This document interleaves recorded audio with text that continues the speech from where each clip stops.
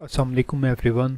This is Zuhaib Akram Khan and our today's topic is about the torque due to electric dipole. हम फर्ज करते हैं हमारे पास दो चार्जेस पॉजिटिव Q और नेगेटिव Q.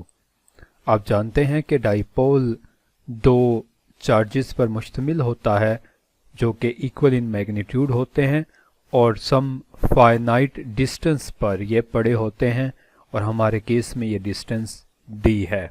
पॉइंट O से इस चार्ज पॉजिटिव Q तक का डिस्टेंस d/2 और सिमिलरली नेगेटिव साइड पर जो डिस्टेंस होगा वो भी d/2 होगा. प्रीवियस लेक्चर से हम जान चुके थे इलेक्ट्रिक डाइपोल मोमेंट की डायरेक्शन नेगेटिव से पॉजिटिव की जानिब हुआ करती है.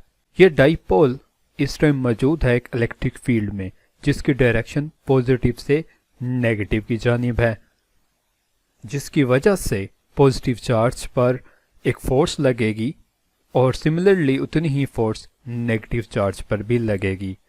पॉजिटिव चार्ज पर लगने वाली फोर्स बराबर होगी F equal Q into E, जबकि नेगेटिव चार्ज पर लगने वाली फोर्स बराबर होगी F minus Q into E के. यहाँ E electric field, Q charges और F उन पर पाई जाने वाली फोर्स. अगर हम दोनों को सम अप करें तो resultant of all the forces 0 आएगा, जबकि टॉर्क 0 नहीं होंगे क्योंकि ये चार्ज इस साइड पे मूव कर रहा है जबकि दूसरा चार्ज ऑपोजिट साइड पे मूव कर रहा है. इन दोनों के इस मोशन की वजह से इस डाइपोल में एक टॉर्क प्रोड्यूस हो जाएगा. अपर साइड की फोर्स के मोमेंट आर्म d/2 के प्लेन में होने की वजह से इसके दो कंपोनेंट्स होंगे, d/2 sine of theta, d/2 cos of theta. Similarly lower force, इसका भी मोमेंट आर्म d/2, अगेन ये प्लेन में है तो इसके भी दो कंपोनेंट्स होंगे, d/2 कॉज ऑफ थीटा और d/2 साइन ऑफ थीटा. क्योंकि डाइपोल की मोमेंट इस जानिब हो रही है, सिमिलरली यहाँ पर इस साइड पे हो रही है, तो एक्टिव कंपोनेंट यहाँ पर d/2 साइन ऑफ थीटा होगा. दोनों के केसेस में यहाँ पर d/2 कॉज ऑफ थीटा कोई भी रोल प्ले नहीं करेगा, इसकी वजह से टॉर्क प्रोड्यूस हो सके. सो हम d/2 कॉज ऑफ थीटा को इग्नोर कर देंगे और हमारा focus d/2 sine of theta पर होगा और ये मोमेंट आर्म में अपना कंट्रीब्यूशन करेगा. सो T1 टॉर्क जो कि पॉजिटिव चार्ज की वजह से है, ये force into d/2 sine of theta हो जाएगा. सिमिलरली d2 नेगेटिव की वजह से d/2 again sine of theta, जबकि टोटल टॉर्क के लिए हम दोनों को ऐड अप कर देंगे.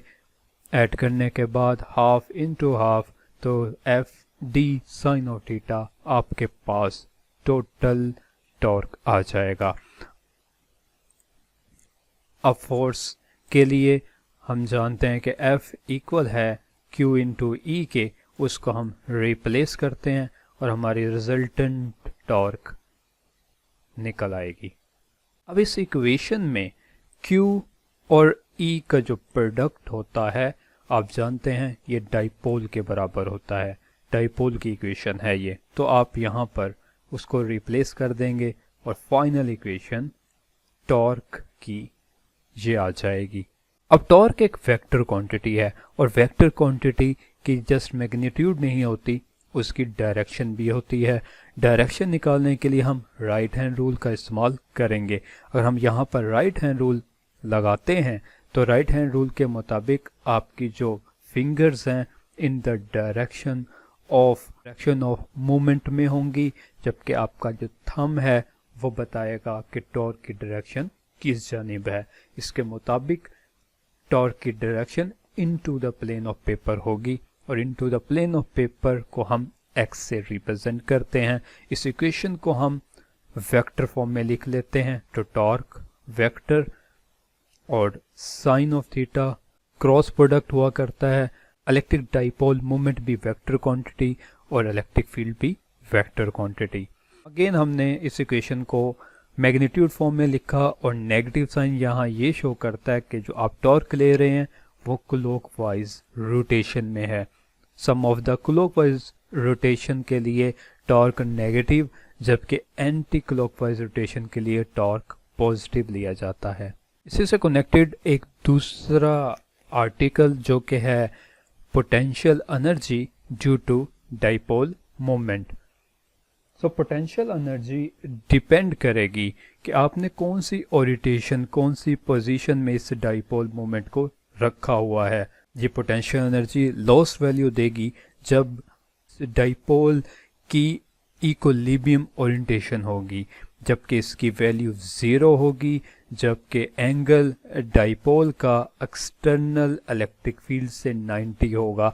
ये सब कुछ कैसे होगा उसको अब हम डेराइव करेंगे और ये चीज़ें एक्सप्लेन भी करेंगे। सो एक्सटर्नल इलेक्ट्रिक फील्ड में रखे गए इस डाइपोल जो कि इनिशियली कुछ इस पोजीशन में था, इसको हमने इस तरह रखा हुआ था और इलेक्ट्रिक फील्ड के साथ इसका एंगल 90 था। सो इलेक्ट्रिक फील्ड जैसे हम पहले बात कर चुके कि पॉजिटिव से नेगेटिव की तरफ, तो पॉजिटिव चार्ज नेगेटिव की तरफ अट्रैक्ट हुआ और नेगेटिव चार्ज पॉजिटिव की तरफ अट्रैक्ट हुआ। इस वजह से इस डाइपोल में रोटेशन हुई। इस रोटेशन इफेक्ट को हम टॉर्क कहते हैं। जब ये रोटेशन होगी तो एंगल अब 90 नहीं रहेगा बल्कि कोई अननोन सा एंगल थीटा बन जाएगा। सो आपने मूवमेंट की फ्रॉम 90 टू थीटा। दो तरह की रोटेशन होगी, लीनियर भी होगी, एंगुलर भी होगी। और एक ऐसी इक्वेशन जो इन दोनों को आपस में मिलाती है हम पढ़ चुके हैं कि वो S इक्वल R थीटा होती है। यहाँ पर S लीनियर डिस्प्लेसमेंट जबकि थीटा एंगुलर डिस्प्लेसमेंट, और इनके दरमियान जो डिस्टेंस वो है R। यहाँ पर हम लिमिटेशन लगाते हैं कि जो डिस्प्लेसमेंट है वो इंतहाई कम है, तो D इंटू S। इसके नतीजे में जो एंगुलर डिस्प्लेसमेंट होगी वो भी इंतहाई कम होगी। अब स्मॉल सी डिस्प्लेसमेंट के लिए वर्क भी स्मॉल ही होगा और वर्क की equation F into ds।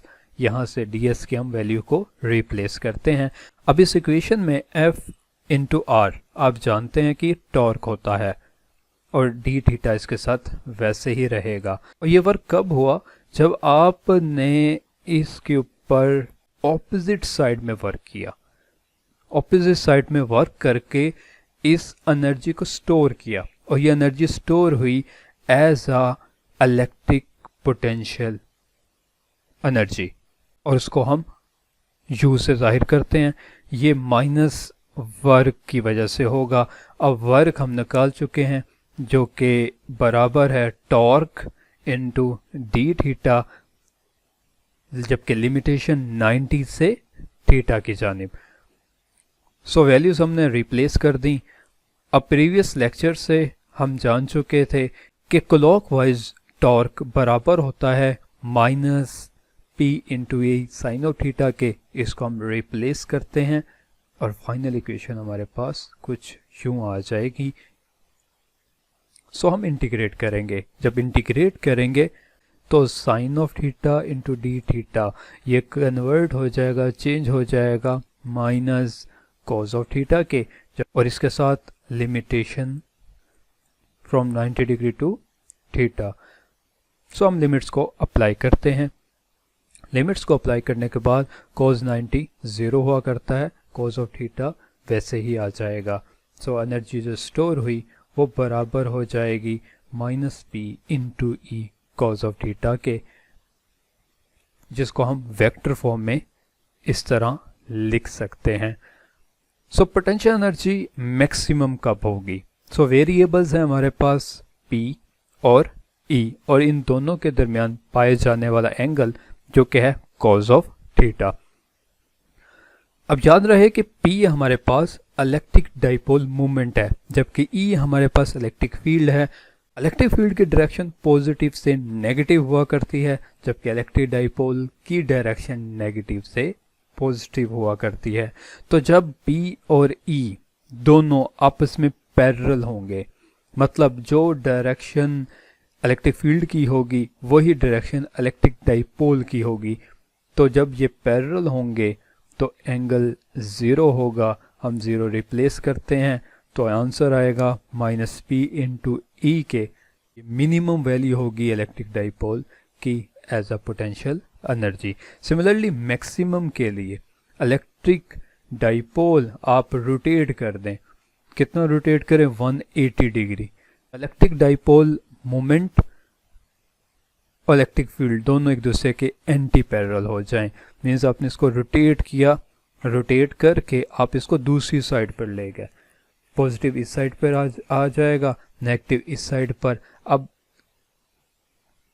Electric dipole moment की डायरेक्शन इस जानिब, इलेक्ट्रिक फील्ड इस जानिब, दोनों एक दूसरे के एंटी पैरेलल।